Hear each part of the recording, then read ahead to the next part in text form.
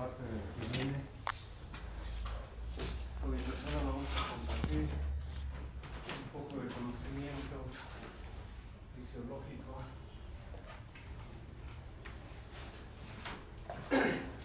de ese segmento que es fisiología sanguínea o hematológica. Ya me iba viendo algunos aspectos generales referidos a caracteres físicos, químicos y sobre todo todas las características funcionales que acontecen con el glóbulo rojo o con los glóbulos rojos. Conmigo vamos a ver, aparte de hemostasia, coagulación, estaremos viendo grupos sanguíneos y también respuesta inmunitaria. Son temas muy bonitos, interesantes y son temas que tampoco tienen mucha complejidad.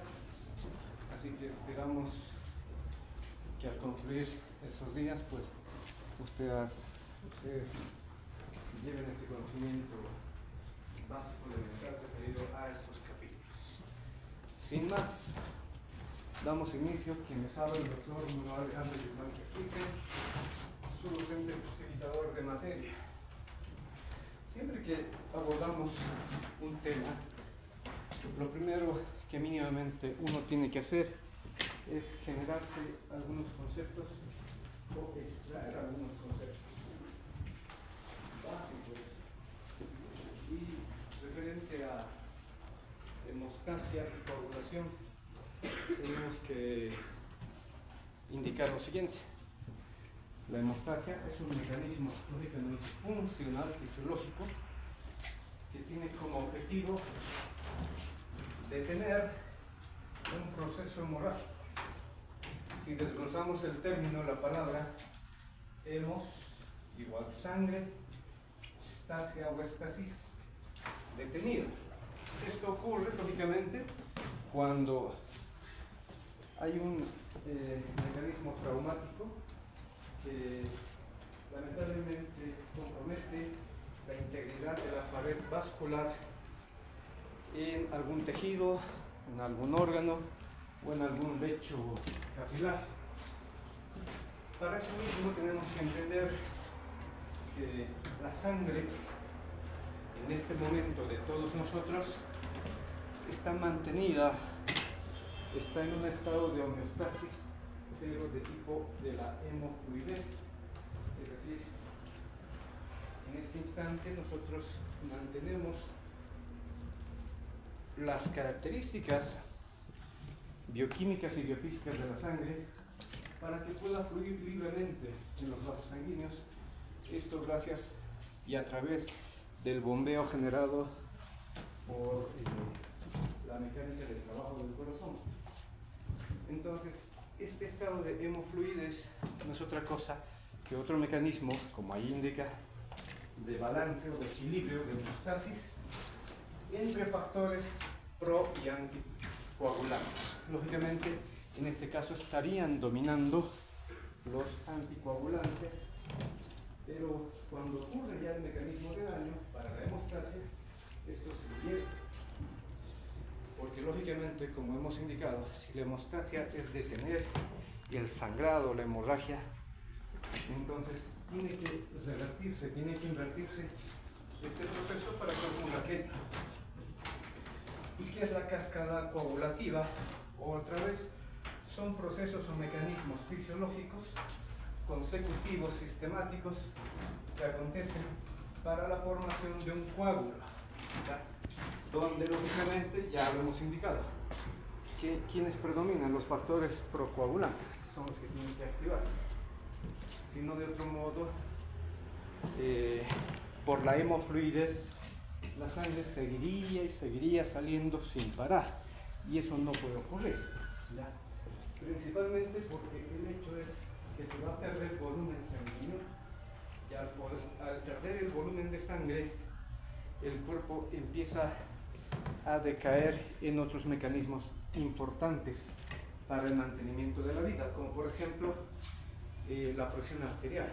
Si cae la presión arterial, los tejidos no se perfunden de manera adecuada.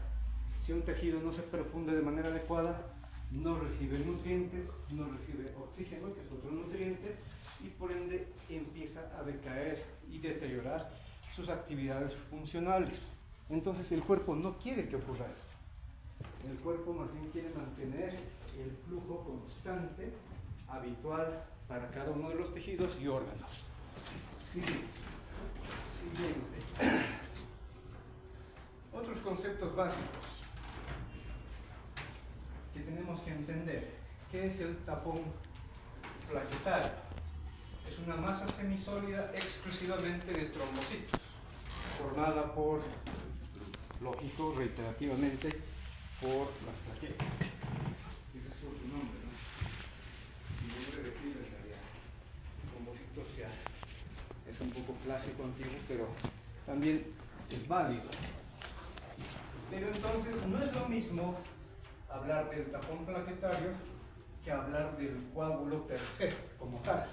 Porque el coágulo también es una masa semisólida constituida tanto por proteínas, plaquetas y glóbulos rojos. Entonces lo que queremos entender hoy es cómo termina formándose tanto el primero como el segundo, porque de hecho son las dos grandes fases o etapas que va a acontecer para que se pueda efectivizar este mecanismo de la hemostasia y formación del tapón de coágulo.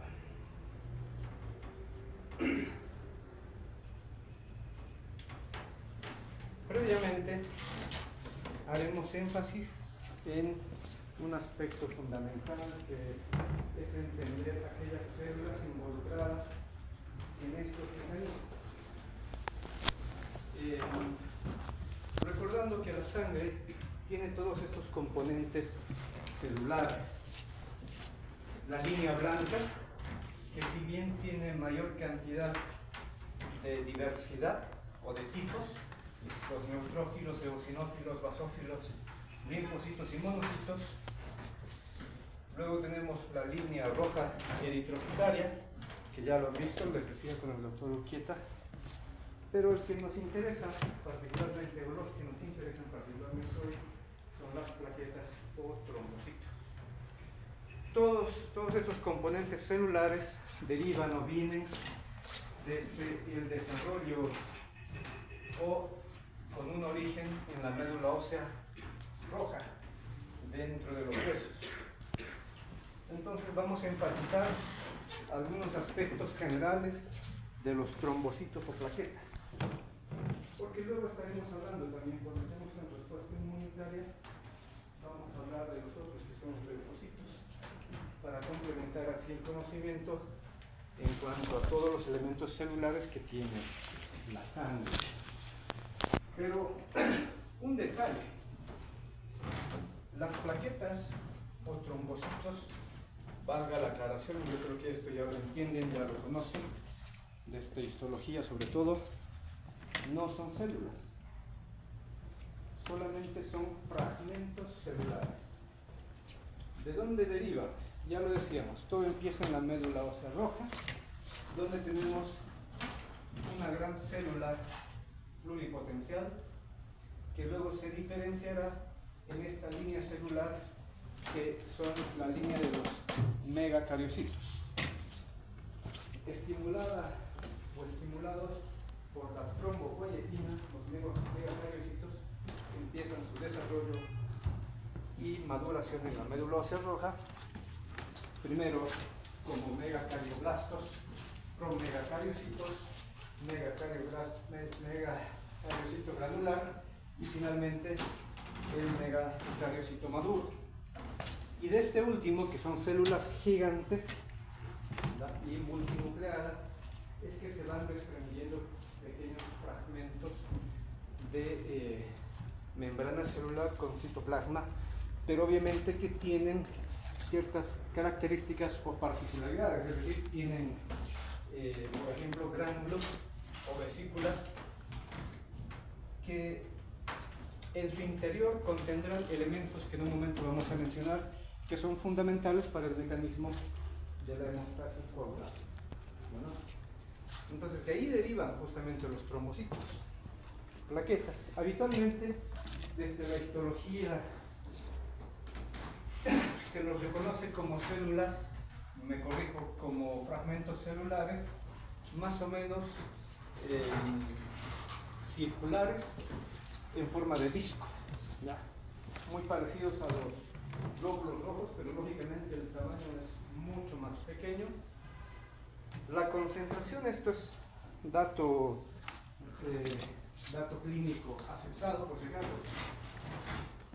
la concentración de plaquetas tiene que estar en el rango de 150.000 a 450.000 células o trombocitos o plaquetas por decilitro.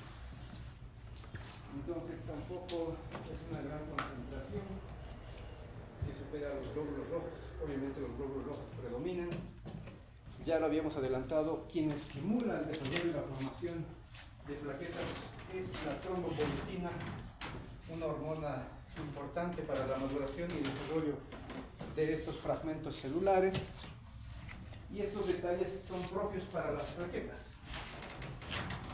¿Cómo se activa una plaqueta? Que enseguida vamos a detallarlo mejor en un otro esquema, pero la activación plaquetaria, como ven ahí, termina generando o termina más bien estimulando un cambio morfológico, visto morfológico en estos fragmentos celulares. Habíamos dicho hace un instante, tienen más o menos la forma de un disco, pero cuando ya están activas las plaquetas, ya no tienen esa forma discoidal, sino más bien se tornan poligonales, se tornan hipoestelares, porque empiezan a generar y a emitir prolongaciones conocidas como los pseudópodos o espículas. ¿Quién activa a los trombocitos, a las plaquetas? Generalmente se pueden activar por la presencia de adenosín difosfato, se activan por el colágeno, colágeno expuesto lógicamente, por el tromboxano A2, que es muy propio de las plaquetas. De hecho, ellos mismos producen este compuesto, y cuando ya cambian la estructura histomorfológica que tenían inicialmente, se tornan pegajosas, entre comillas. O sea, generan un glucocálix, generan un componente de matriz extracelular que hace que se puedan adherir entre ellas y se puedan adherir también los trombocitos a otros componentes extracelulares, como por ejemplo al propio colágeno o a la red de fibrina. O sea, se hacen pegajosas, dicho de otra manera. Y de este modo van a formar el tapón plaquetario. Entonces, con ese conocimiento básico sobre los trombocitos, que en parte también debe ser un recuerdo para varios, nos adentramos ahora sí a lo que es la hemostasia. La hemostasia comprende 4 etapas, aunque la mayoría de los autores reconocen las primeras 3. Una reacción vascular, una formación del tapón plaquetario y finalmente la formación del coágulo, además de proliferación fibrosa para mantener estable el coágulo el tiempo que sea requerido. Porque si no, de otro modo, si solo se queda el tapón plaquetario, este tapón realmente no es estable, puede seguir generando fugas hemorrágicas, obviamente ya en menor volumen, en menor cantidad, pero seguiría. Entonces tiene que estabilizarse el coágulo para que finalmente la hemorragia o la hemostasia pues sea efectiva. Recordemos este detalle que tienen que conocerlo y entenderlo para también posterior en los siguientes capítulos, que se refiere al flujo, al tipo de flujo de sangre. Fisiológicamente hablando, reconocemos 2 tipos o 2 mecanismos de flujo, ¿da? Así sería la sangre. Esto lo han debido, o mejor dicho, lo van a experimentar esta semana. Así más o menos se ve la sangre si estuviera quieta. con sus dos componentes, el componente celular, que predomina lógicamente los glóbulos rojos, y por eso se ve y se tiñe de color rojizo, lógicamente. Y el otro componente es el líquido más los solutos, es decir, plasma. Pero cuando está ya en movimiento la sangre, por el efecto de la bomba cardíaca, el flujo sanguíneo sigue más o menos este patrón lineal. Es decir, lógicamente se mezclan todos los componentes celulares con el plasma y los solutos y se va empujando hacia adelante, haciendo que la parte central tenga mayor fuerza de empuje y las porciones periféricas tengan un retardamiento. ¿Por qué? Porque están chocando con las paredes, y al chocar con las paredes se enlentece porque hay mecanismo de fricción. ¿No? Entonces, este es el mecanismo habitual. Pero lógicamente acá en el otro extremo donde está la fricción no está vacío, sigue siendo plasma, y como el bombeo es intermitente, es decir, unos 70-80 latidos por minuto, o más o menos unos un latido por cada 0,8 segundos aproximadamente. Entonces, este patrón se conoce como el flujo laminar. Es un flujo continuo. Y si bien en la parte periférica hay este retardo, más sin embargo, el flujo es constante. Han debido ver una imagen en la que se agarra un globo, le ponemos, que sería una cinta adhesiva, y lo pinchamos y el agua sale continua, incluso pareciera que está quieta. ¿Han visto ese experimento? Es bien sencillito, ¿no? Entonces hay continuidad, flujo laminar, porque en realidad los glóbulos rojos en teoría no estarían en contacto con la pared. Lo que está en contacto con la pared sobre todo es el plasma. El plasma está generando un espacio nanométrico de separación entre los glóbulos rojos que se quedarían al centro, junto con los blancos y plaquetas, lógicamente, además de los diferentes solutos. Entonces, el líquido del plasma ayuda a que no ocurra un mecanismo tan alto de fricción. Pero ¿qué pasa cuando hay una hemorragia? O en otros acontecimientos, por ejemplo, cuando hay inflamación, ¿da? Un trauma, y el flujo se altera. Lógico, como ya no tiene la continuidad la pared vascular, tiene el daño y la sangre va a extravasar hacia el espacio perivascular o hacia el espacio exterior, lógicamente ya no genera un flujo laminar, sino empieza a generar flujos turbulentos. Ese es el otro mecanismo, o ese es el otro tipo de flujo que acontece en el cuerpo. ¿Ya? El flujo turbulento. Este flujo turbulento tiene su riesgo, no puede permanecer tanto tiempo así porque no es tan fisiológico. Ya solamente acontece en estados de disfuncionalidad hemodinámica. Y aquí, ¿qué esperamos? Lógicamente que los glóbulos rojos empiecen a chocar contra las paredes o contra sí mismos. Bueno, esto nos ayuda a entender lo siguiente. Durante un mecanismo de trauma con lesión de la pared vascular, el flujo laminar pasa a ser flujo turbulento.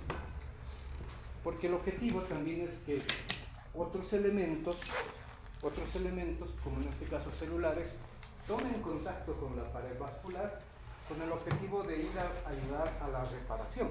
Primero para generar la hemostasia, lógicamente, y posteriormente la reparación consecuente.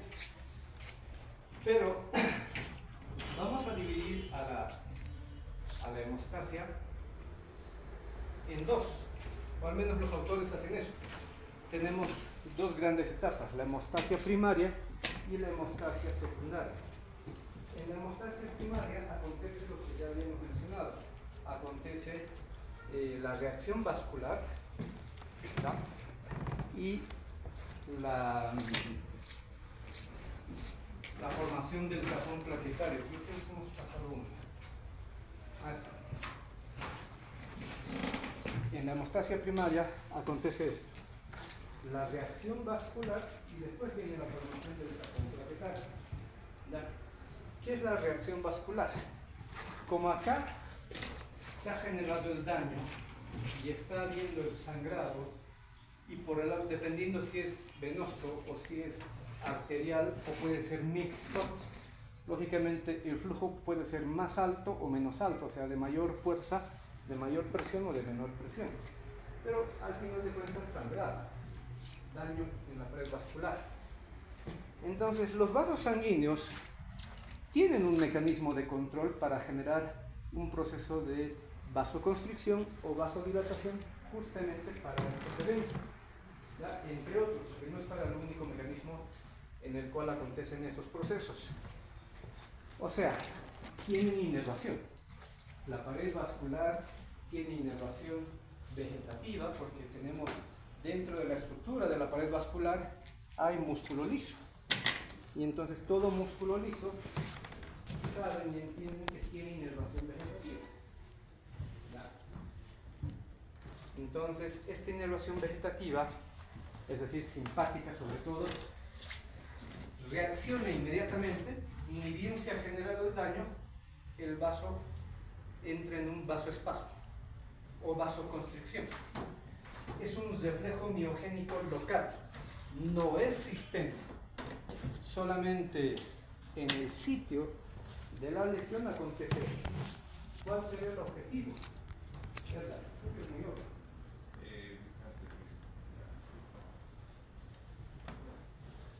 ¿Cuál será el objetivo del vasoespasmo?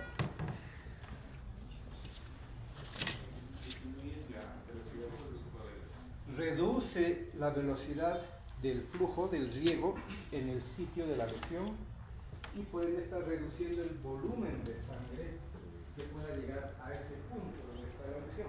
Porque si mantenemos el flujo, si mantenemos el volumen, lógicamente más fácil y en mayor cantidad irá saliendo la sangre. Creo que eso es lógico. Y eso no puede ocurrir, porque ya hemos dicho, si perdemos volúmenes de sangre, gradualmente estamos perdiendo volumen total de sangre. Y eso no puede acontecer porque puede ser trágico para la persona. Eso es lo que acontece lógicamente en estados, por ejemplo, de shock hipovolémicos. No se puede permitir el cuerpo llegar a esos estados críticos, o por lo menos semicríticos. Entonces, ¿quiénes generan, o más bien, quiénes pueden coadyuvar a que se mantenga este vasoespasmo? Además del reflejo miogénico, que son reflejos nerviosos vegetativos simpáticos que ya hemos dicho, hay algunos factores que las mismas células endoteliales y otras pueden producir. ¿Ya? Por ejemplo, porque aquí como es daño, como hay un daño, va a ocurrir un mecanismo inflamatorio. Y el mecanismo inflamatorio genera estos factores conocidos como factores autocoides o factores inflamatorios, proinflamatorios. Y entonces, al producir bradicinina, al producir serotonina, histamina, tromboxanos o leucotrienos, también van a estimular mayor espasmo, ¿ya? O que sea más duradero. Porque como es un mecanismo reflejo, si se quedara unos cuantos milisegundos y luego retorna al flujo normal, el sangrado va a continuar y eso no puede ser tampoco posible porque es perjudicial para, ya hemos dicho, para el tejido, para las células y para todo el organismo. Entonces, estos componentes harán más bien que ocurra lo contrario, o sea que se prolongue más, ¿ya? Sobre todo, vamos a mencionar en unos momentos, sobre todo algunos son muy peculiares que mantienen la vasoconstricción, como los tromboxanos y las endotelinas. Bueno, eso ocurre en el instante, o sea, ni bien nos hacemos la lesión, en ese instante ya ha ocurrido el espasmo vasogénico de carácter simpático y bueno. Luego se van produciendo los productos proinflamatorios o autacoides que hemos dicho y ayudan a que perdure este mecanismo de vasoespasmo. Y luego viene esta segunda fase, que sigue siendo de la primera en realidad, o sea, de la hemostasia primaria. Valga la aclaración que si bien estamos explicando como fases o etapas, todo ocurre al mismo tiempo, todo se sobrepone, no es que pasó uno, pasó dos, no. Realmente el cuerpo no trabaja tan así, ¿ya? Sobrepone los mecanismos porque esto tiene que ser rápido, instantáneo, para evitar justamente mayor daño y mayor riesgo de hemorragia masiva. Analicemos este esquema. Tenemos dos esquemas similares, ¿ya? Esto es como encuentren las diferencias. ¿Qué vemos acá? 3 células endoteliales. Acá más, sin embargo, una por lo menos se ha perdido, ¿ya? ¿Qué también hay de especial en este esquema? La pared vascular está íntegra. Esta es la manera en la que trabaja el cuerpo cuando en algún sitio de toda la superficie endotelial se ha perdido alguna célula. Quiero que entiendan esto, porque esto va a ir ligado, lo que en un momento vamos a hablar, de la cascada de coagulación. Recordarán ustedes, hay 2 vías de la cascada de coagulación, la vía extrínseca y la vía intrínseca. De hecho, este esquema nos ayuda a entender a la vía intrínseca. ¿Por qué? Porque en este caso, la pared vascular no ha sufrido lesión. Lo que sí ha acontecido es la pérdida de una célula endotelial. Ahora imaginen que esto está ocurriendo todo el tiempo, ¿ya? En cualquier punto de algún tejido o de algún lumen vascular. Repito, esta es la vasculatura. No se está rompiendo la pared vascular, pero están habiendo muertes celulares o reemplazos de una célula.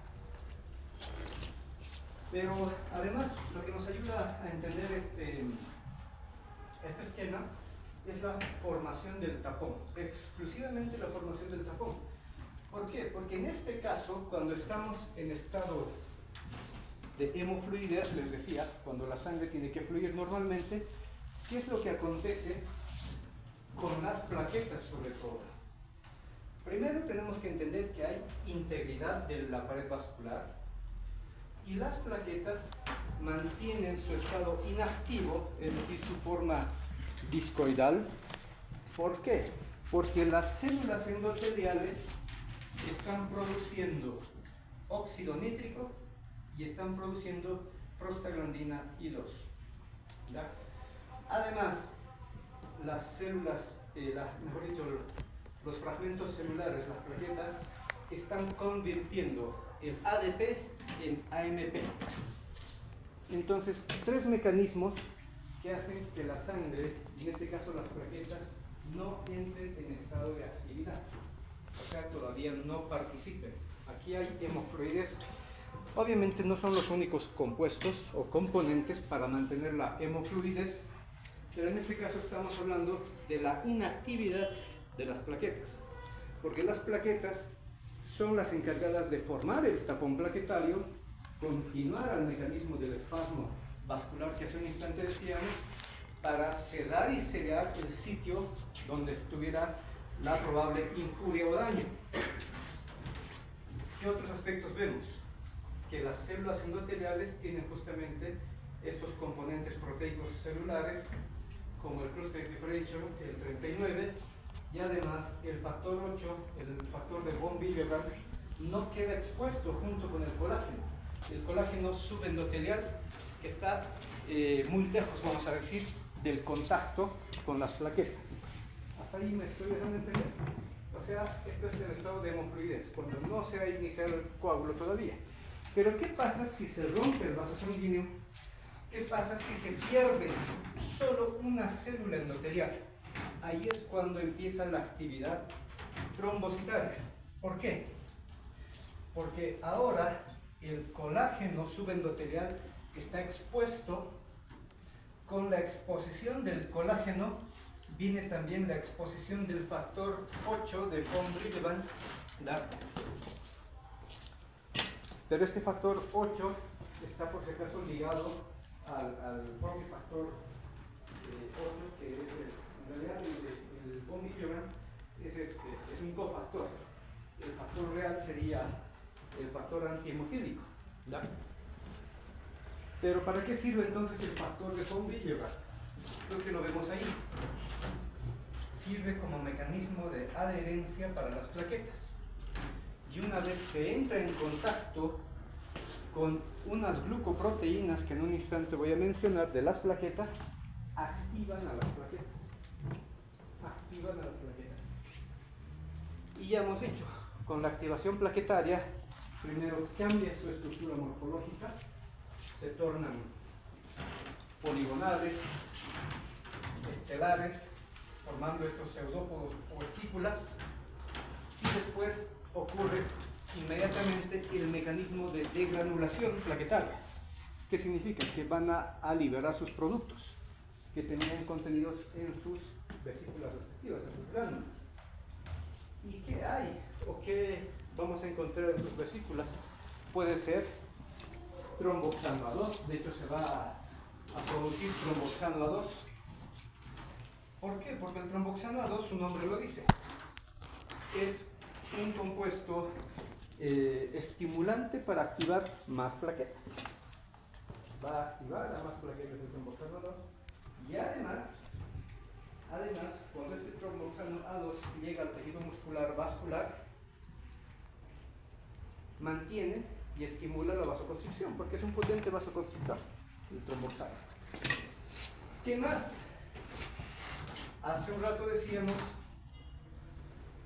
el ADP se convierte en ANP. Eso es cuando estábamos con las plaquetas inactivas. Ahora, por el contrario, ya hay mucha cantidad de ADP, ya no se la convierte en ANP. Y las células endoteliales, las que están sanas todavía, las que están íntegras, dejan de producir óxido nítrico, dejan de producir prostaglandina I2. Porque estos dos componentes, óxido nítrico y prostaglandina I2, son además vasodilatadores. Entonces, ya hemos dicho, no necesitamos estar en estado de vasodilatación en este momento, ¿ya? Cuando se activa la vía intrínseca hay riesgo de hemorragia, no hay hemorragia. Cuando se activa la vía extrínseca, ahí sí tenemos una hemorragia ya muy evidente, muy notoria, una herida, una lesión vascular. Junto con esto, junto con la formación del tapón, se va a empezar a formar la malla o red de fibrina, ¿verdad? Pero ya entrando a la segunda mitad de la formación del coágulo, que sería la hemostase secundaria. Valga la aclaración con este pequeño recuadro que nos dice cómo se activa a una plaqueta. Se activa generalmente por el contacto por compuestos de carga negativa. El colágeno justamente tiene eso. Como es una proteína, ya tiene diferentes sitios donde mantiene una carga eléctrica negativa. Después, algunos polifosfatos que pueden producirlo las mismas plaquetas e incluso ácidos nucleicos libres, sea DNA, sea RNA. ¿Por qué ácido nucleico libre? Porque probablemente una célula ha muerto y al morir prácticamente todos sus organelos y todos sus componentes se han liberado al torrente sanguíneo. Eso es como una señal de que probablemente ha habido un daño o probablemente ha habido una pérdida celular que va a requerir la participación de las plaquetas.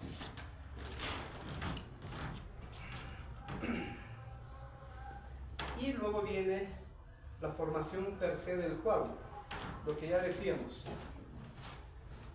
¿Qué va a ocurrir?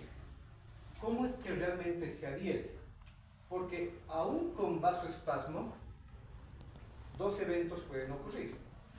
La plaqueta por la fuerza de presión se salga junto con la hemorragia, o la plaqueta por la fuerza de presión de la sangre continúe pasando hacia el otro extremo del vaso sanguíneo.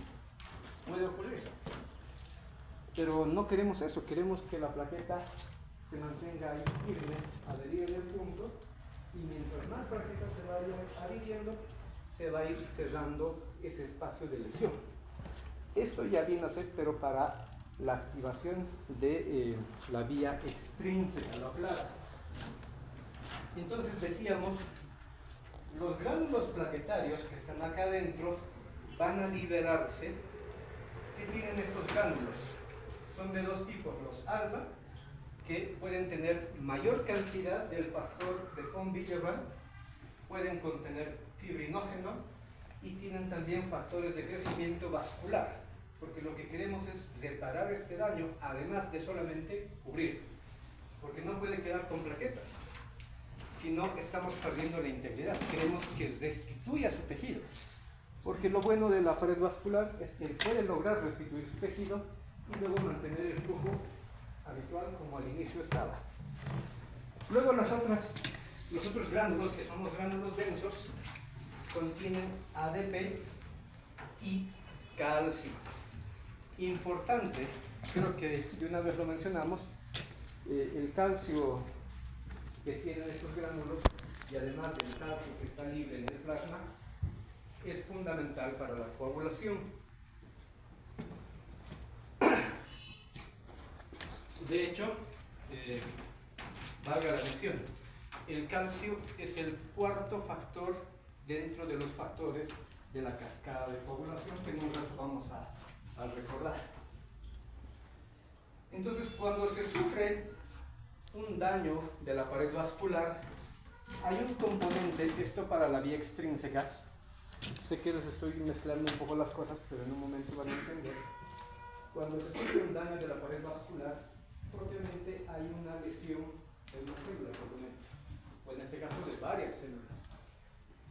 Y estas células liberan un componente elemental que también inicia la cascada de la coagulación, justamente, reitero, a la vía extrínseca. Me refiero al factor tisular. ¿Ya? El factor tisular es una glucoproteína que puede iniciar la cascada de coagulación, pero por la vía intrínseca. En cambio, aquí no me olvides, pero en este otro caso, dije intrínseca, es extrínseca. En este caso, en la intrínseca, quien empieza, además del factor 8, es el factor 12. ¿Ya? El factor 12 se une justamente al factor 8 para generar todo un complejo que en un momento lo vamos a reiterar y analizar. Entonces son las dos vías, pero les recuerdo, acá en este caso para la vía intrínseca no ha habido daño de la pared, probablemente solo una lesión en una célula, o sea, una célula o dos se han perdido. ¿Y qué es lo lógico de entender de la activación de la vía intrínseca? No es que está habiendo sangrado, pero sí hay riesgo de hemorragia. ¿Por qué? Porque con la ausencia de esta célula epitelial, esta pared es cada vez más delgada y más frágil. Y por la fuerza de la presión, cualquier momento se puede desgarrar y puede generar un mecanismo hemorrágico. Entonces el cuerpo reacciona inmediatamente y sella ese sitio para mantener la integridad y la fuerza de resistencia de la pared vascular para evitar justamente una hemorragia. Pero cuando ya ocurre el daño, se activa la vía extrínseca, pero los autores, antes era así muy separado, solo vía intrínseca, solo vía extrínseca, era muy tajante. Hoy por hoy nos dicen los autores, no, ya no acontece eso. En la vía extrínseca, que sí hay daño, sí hay una hemorragia evidente, notoria, sea hemorragia interna o sea hemorragia externa, no solamente participa y no solamente se activa la vía extrínseca de la cascada de coagulación, sino también se activa la vía intrínseca. Porque es lógico, si hace un instante hemos dicho, los que activan generalmente son el colágeno y otros componentes de carga negativa. ¿No creen que cuando hay daño celular, daño tisular a la pared del vaso, igual se van a desprender muchos componentes de carga negativa? Pues lógicamente sí, y al mismo tiempo se está liberando el factor tisular. Entonces se activa tanto la cascada de coagulación por vía extrínseca, así como por vía intrínseca. De hecho, los autores hoy por hoy dicen la vía intrínseca, aquí puede iniciar con la vía extrínseca, pero la vía intrínseca es la que hace que perdure el mecanismo y amplifique la intensidad dependiendo la magnitud del daño, ¿ya? Para que se forme un buen tapón plaquetario y un buen coágulo. Espero que se hayan entendido eso último. Entonces, se han desgranulado las plaquetas y además, al entrar en fase activa, las plaquetas empiezan a expresar en su superficie celular la glucoproteína 1B. ¿Ya? ¿Para qué? Esta glucoproteína 1B se adhiere al cofactor de von Willebrand. Y ese cofactor de von Willebrand, ¿con quién se va a adherir? Los autores dicen del siguiente modo para que se entienda. El factor de von Willebrand resulta ser como un pegamento, como un adhesivo entre plaqueta y el colágeno. ¿Ya? El colágeno que está en el espacio subendotelio. Entonces, de esta manera, una plaqueta ya va a quedar adherida a la superficie del colágeno expuesto por daño o por simple pérdida de una célula, como ya decíamos, para la vía intrínseca. Y mientras más plaquetas lleguen al sitio, además que se tornan pegajosas, se van adhiriendo entre sí. Ya hemos aclarado que se pueden activar por la presencia de ADP, por el factor activador plaquetario y también por el tromboxano A2, entre otros, no son los únicos. Y luego viene la formación del coágulo per se, como les decía, o sea, la segunda mitad de la hemostasia, que sería la hemostasia secundaria, donde ya la cascada de coagulación sigue su curso. Su nombre lo dice, es una cascada, o sea, es un mecanismo consecutivo de procesos de activación, ¿ya? De diferentes compuestos que están sobre todo en plasma sanguíneo. ¿Para formar qué? La malla o red de fibrina.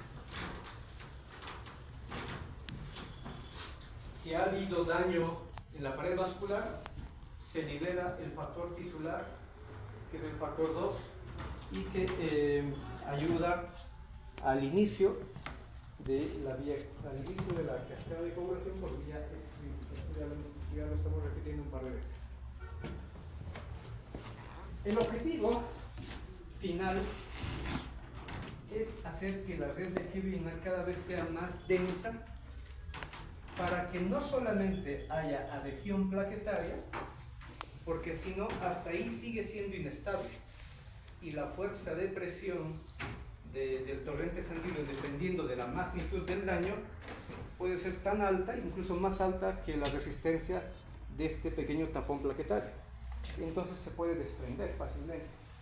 Ahí es donde viene después la adhesión de los glóbulos rojos, ¿verdad?, para formar el coágulo en sí, y otros mecanismos que finalmente ayudarán a que este coágulo sea realmente estable, ¿ya?, y finalmente genere la costra para que luego venga el proceso de regeneración de la pared vascular y volver a la integridad inicial que tenía. Esto ya es repetitivo. Aquí están las fibras de fibrina y se va formando la malla. Yo creo que por el tiempo, con esto vamos a quedar.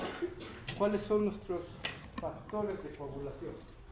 Porque seguimos, por si acaso, en la hemostasia primaria, pero ya estamos entrando a la hemostasia secundaria, y la hemostasia secundaria es ya de por sí la activación de la cascada, tanto por vía intrínseca ojos vía extrínsecos, hasta que se forma la red de malla de fibrina y la adhesión de los glóbulos rojos, o sea, el coágulo. Entonces, los factores de coagulación son los siguientes. Vale aclarar que esto ya lo debieron entender o leer en algún texto.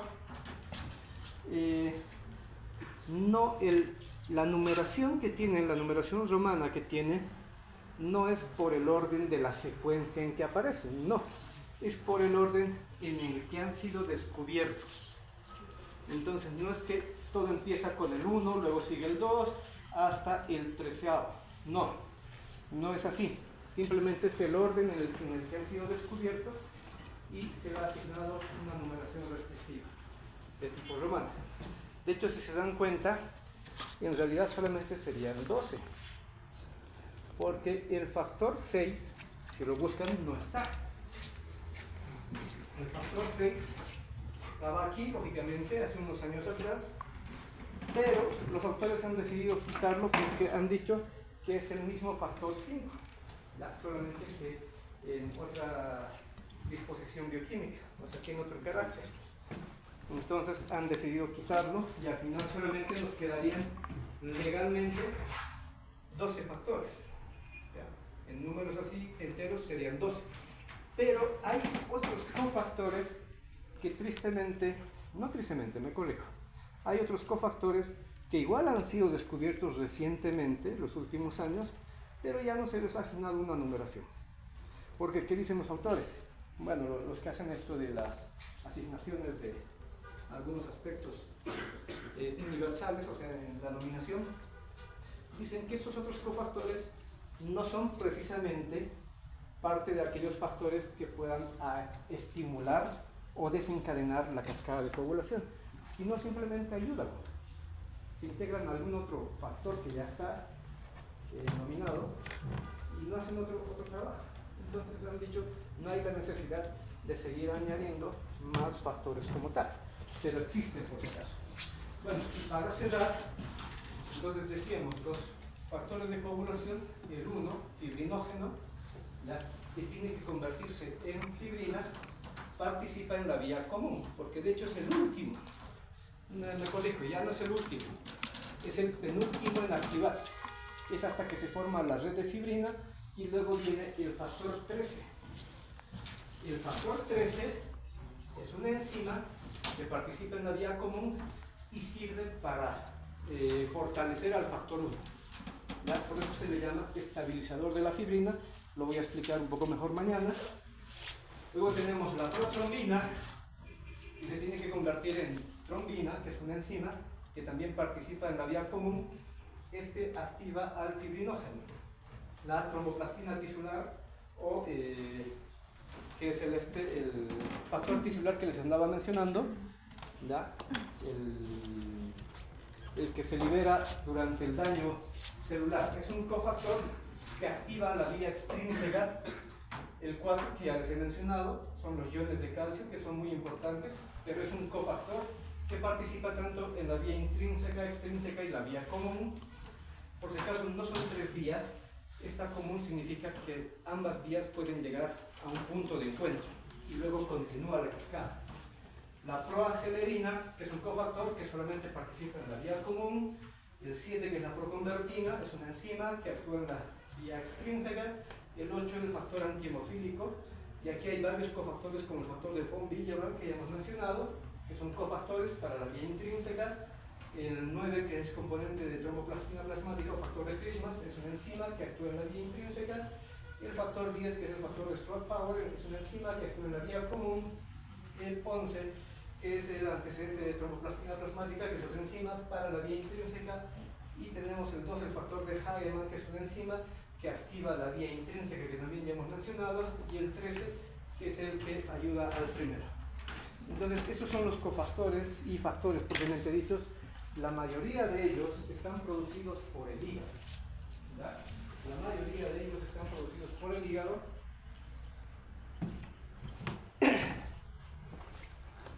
Y obviamente, como ya indica ahí, su funcionalidad es específica en alguna de las 2 vías de activación. Para cerrar, ahora sí para cerrar, me disculpo.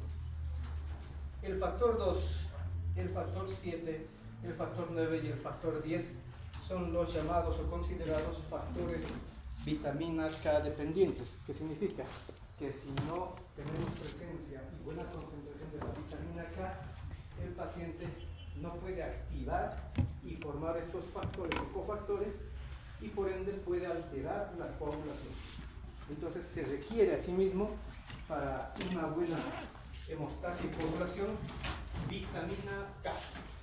Ahora sí, con eso ahí lo dejamos.